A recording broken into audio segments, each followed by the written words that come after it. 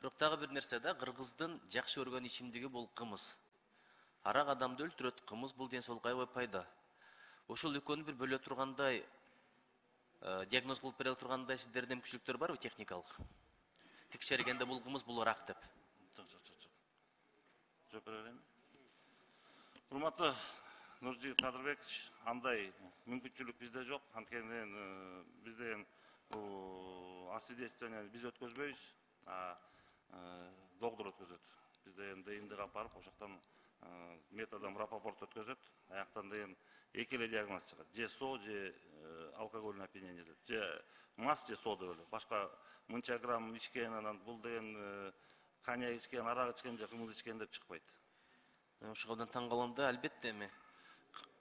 Бир жагы кымызга фора беришиңер деле калбайт элем, анткени коррупция деген бар. Эртең бүрсү күнү керек болгон учурда арак деле кымыз деп туруп, анан бошотуп ийиши мүмкүн. Ош областында трассага, Ысык көлгө, көлдүн трассасына, көлдүн ичине дагы видео байкоо орнотулду, билесиз, 2 жыл болду. Бирок иштебей турат. Эмне себептен иштебей атат? Эми жатан уруксат болсо мен жооп берип коеюн. Сиз туура белгилеп кеттиңиз. Бул деген жана безопасный городдун 2-чи этабы менен коюлган болчу. Ал боюнча өзүңөргө белгилүү болгондой 306 аппараттык программалык комплекстер иштемек. Анын ичинен 266-сы бул стационардык аппараттын программалык комплекстер болмок. Ал бүт республикасынын аймактарын ээлеген. Бул боюнча тендерди жеңген кытайлык компания болчу, Zhenshen Sunwind Technology деген компания. Ал деген өзүнүн ушу милдетин аткарылбай калып, азыр деген Министерство цифрового развития менен соттошуп атышат да. Аны деген генеральный соглашение МЦР кол койгон. Эң аякы срогу 10 март 2022 жылы ишке кирмек. Тилекке каршы бүгүнкү күнгө чейин келе элек. Ошол себептен МЦР болсо сот коюп, азыр сот процесси жүрүп атат. Ошон үчүн иштери токтоп турат. Эми эмне болот аягы? Эми балар сотторсо иштебей калабы? Эми токтогончу, аны мен аягы кандай болот экенин айта албайт экенмин. Анткени бул боюнча ушул Кыргызстандын атынан иш жүргүзгөн бул Министерство цифрового развития. Себеби абдан муктаж болуп атат да, Ош шаары билесиз да, тыгын, эреже бузулуу абдан көп болот. Биз бир эле ошо байкоо, видео байкоо менен коопсуздук менен жөнгө салып алсак, милиция кызматкерлерин ал жетпей атат. Ошондуктан муну бир саясий чечим керек го. Правилада жолду.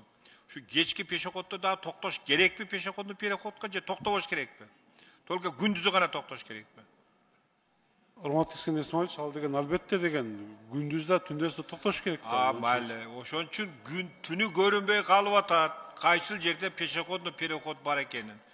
Ушунун эмне кыйынчылыгы бар эле дейм.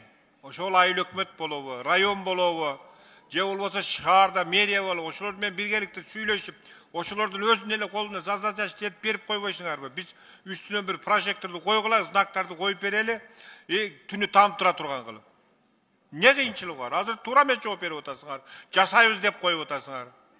Урматтуу Искендер Исмаилович, бул боюнча сиз айткан маселе боюнча ошо керектүү жерлерге орнотулуп, порядок менен кетип баратат. Бул жерде совсем токтоп калган жок. Бул жерде жумуш жүрүп, ошо керек жерлер коюлуп, эми коюлбаган жерлер боюнча биз деген сунуштарды кайра мэрияга жөнөтөбүз. Эми мындайда мен ошо койдум деген жериңердин баарыгыча барып келдим да көргөнүм жок, эми.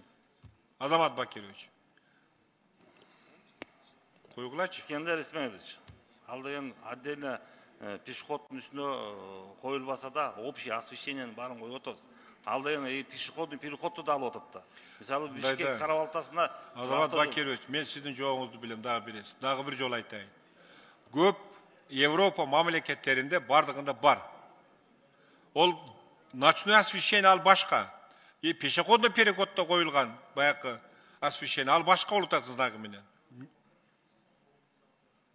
Бир туура бир жыйынтыктап айткан замечание кабыл алып жасайбыз десеңер. Жасайбыз, карап көрөлүк. Бирок деген баары эле өзүңүз билесиз, каражатка такалып калат да.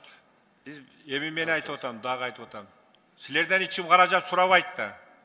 Бишкектин мэриясы менен сүйлөшүп, ушунча пешеходный переход бар. Ушул жерге ушундай жасайлы. Бизге бул бюджетте каралган эмес. Бирок шаардыкта ошол пешеходный переходду биз адамдын авария болушун азайтыш үчүн жасайлы деп айтсаңар болбойбу деп атам. Азамат Бакирович, Kayakta bir sultan aytıp otasыңар дагы. Мен Шылтон айтып элем. Айтып атпайсың, каражатка карап көрөлү деп. Урматтуу Искендер Исмаилович, бул боюнча ревизия жүргүзүп, сиз берген сунуштар боюнча жакын арада деген мэрияга кат жиберебиз да копиясын сизге жиберип коебуз деген. Рахмат. Рахмат.